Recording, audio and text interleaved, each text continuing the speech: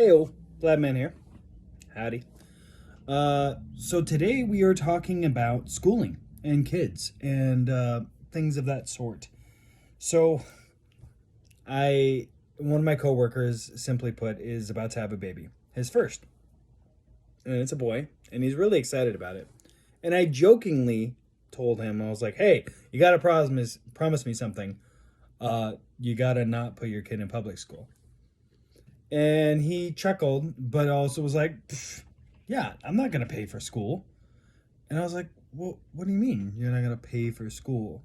He's like, "I'm not going to pay for school." And I was like, "Dude, come on. Like, what?" He's like, "No, I got to have a nice truck and, whatever. We'll have all these nice toys. And so on the weekend, he'll have a good time." And I was like, "But dude, the stuff that they're teaching in school right now is not good."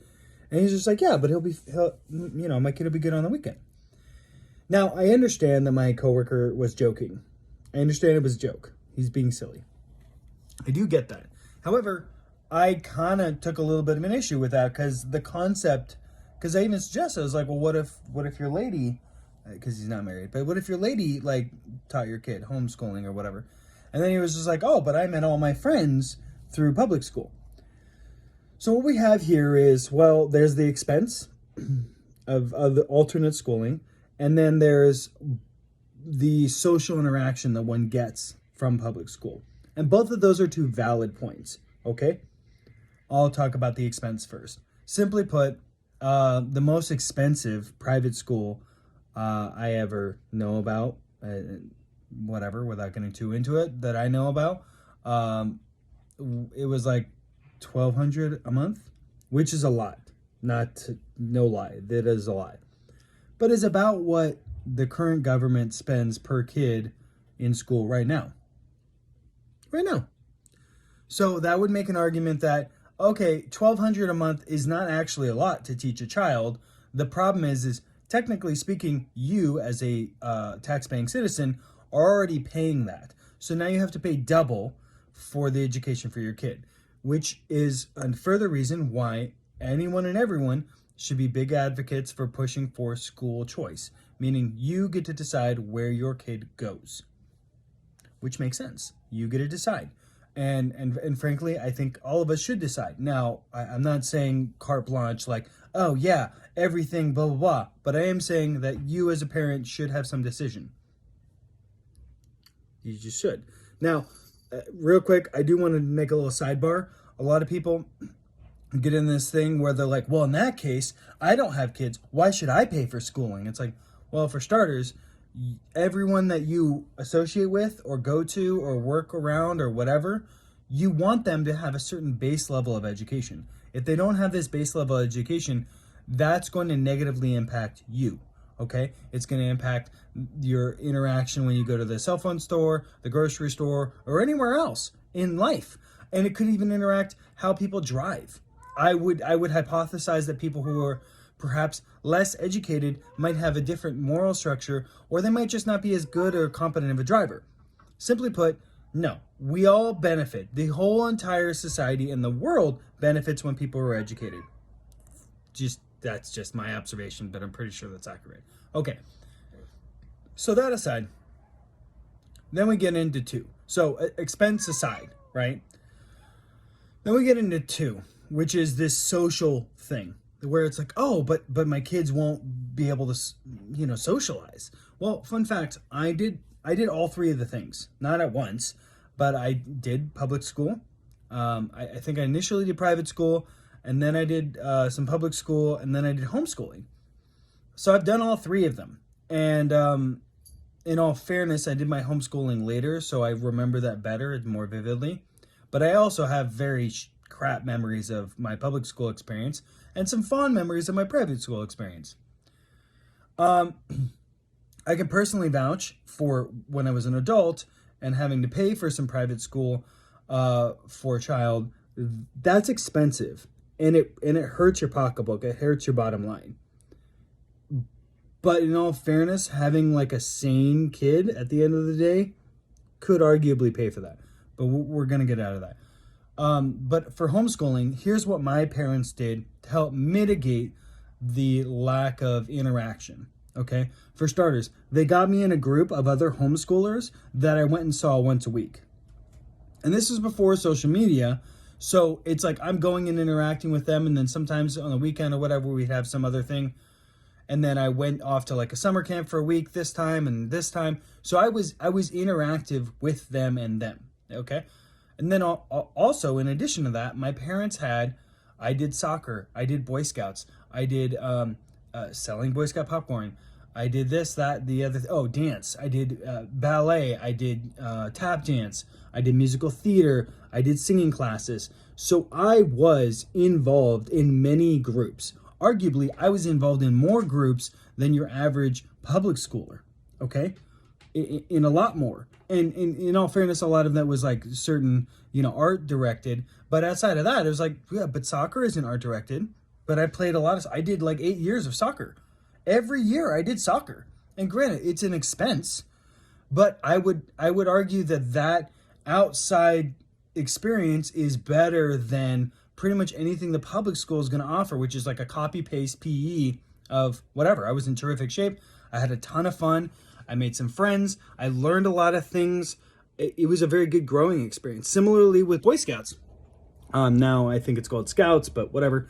It's a separate conversation.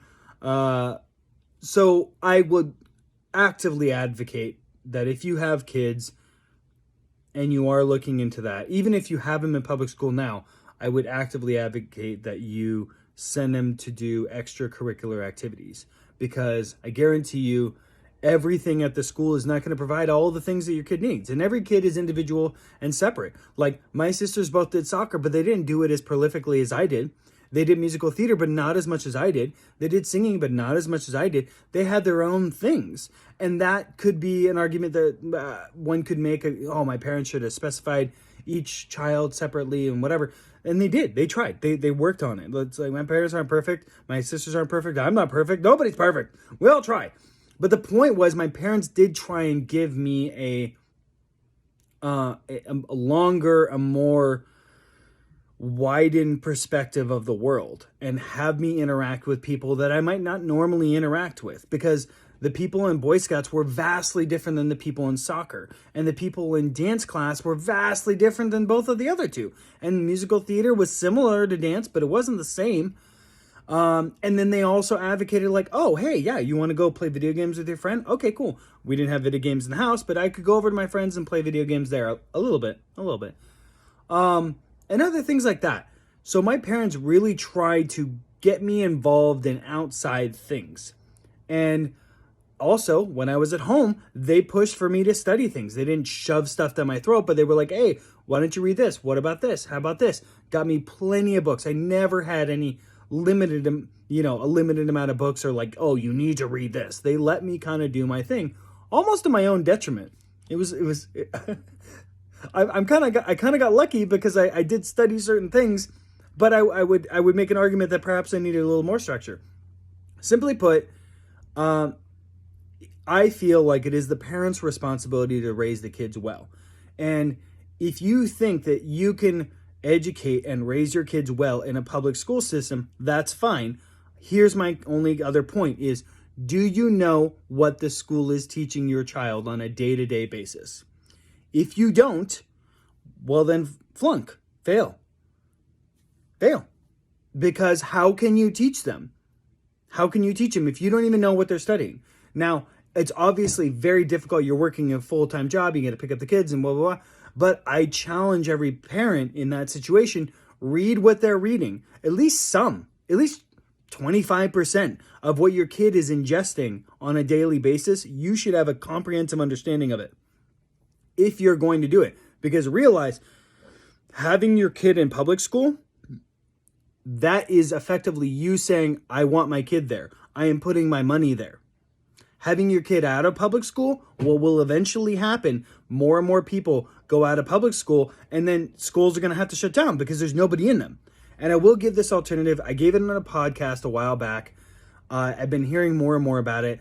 They're called pods, I think, pod schooling. And the simple concept of it is this. If you have 100 people in a community, right, and they have, 20 kids, well, you could have a small group of 10 kids, and like one mom's like, cool, I'll teach the kids this week, and then it rotates. So one parent is teaching 10 kids every week, and then it rotates to another one. And they're all involved as to like what's going on. And the other parents, so you got 4 parents that are involved. The other 6 parents could contribute, I don't know, $100 a month or $100 a week or whatever to help with the schooling, or maybe do other things. You find out your own exchange. The point of all that is simply, if you're doing that, you're going to be more involved and understand better what it is that your kid is learning, what they're learning, why they're learning it, and what's going on. So ultimately it goes back to a responsibility. Okay?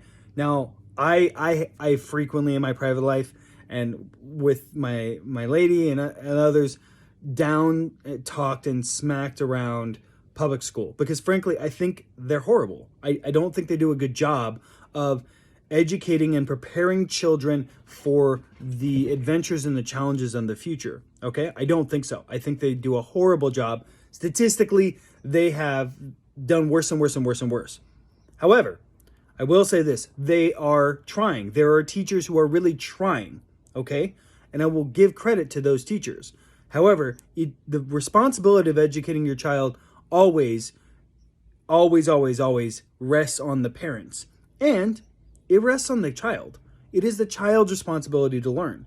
But it is the parents' responsibility to help the child get to that point where they want to learn, where they want to read, where they don't just come home and like turn on the TV and watch the latest Netflix show or YouTube channel or what have you, where they actively want to know what happened in history. There is so much history to learn. There's so much about math. I'll also do this other thing, and this is frustrating, but also valid. Education is not like, oh, we just it's not a Domino's pizza. You don't just sprinkle a little bit of pepperoni, a little bit of this, a little bit of that, like whatever. No, education should be, sorry, Perrin was once inside. Ah! Hold on, Perrin.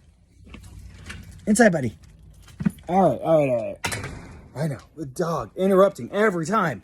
Okay, education should be more, in my opinion, it should be more like this, where you're saying, hey, child, you like blah subject, right? Maybe they love Renaissance Europe or whatever it is. Okay, no problem. Then study the crap out of it. Go. Study whatever it is, even if it's underwater basket weaving, all right? Realize if it was underwater basket weaving and that's really what your child wants to learn, they have to understand a lot of things. What's the best type of reed to use underwater? I don't know. They should know. They'd have to know if they're going to properly study it. Or what kind of scuba gear. They would have to get a scuba license to be able to do it underwater, right? Or snorkeling. And in that, they're going to understand more about fish. And then oceanography, hey, they would need, hi. Brunies wants to say hello. So my point is if they had a subject, and I know I'm being ridiculous with the underwater basket weaving, okay? But if they have a subject that they love, that they're like, Mom, Dad, I really love this subject. I don't suggest you say, oh, no, don't do that. No, I suggest quite the opposite. If they really want to know that, then good. Go hog wild on that subject. But realize it's kind of like a tree root, all right? So if it goes down like this, if this is your tree, right? The root's going to go down like this, right? This is underwater basket weaving. It goes down and down and down. Now realize, as it goes down, other branches go like this. That's how it works with any subject.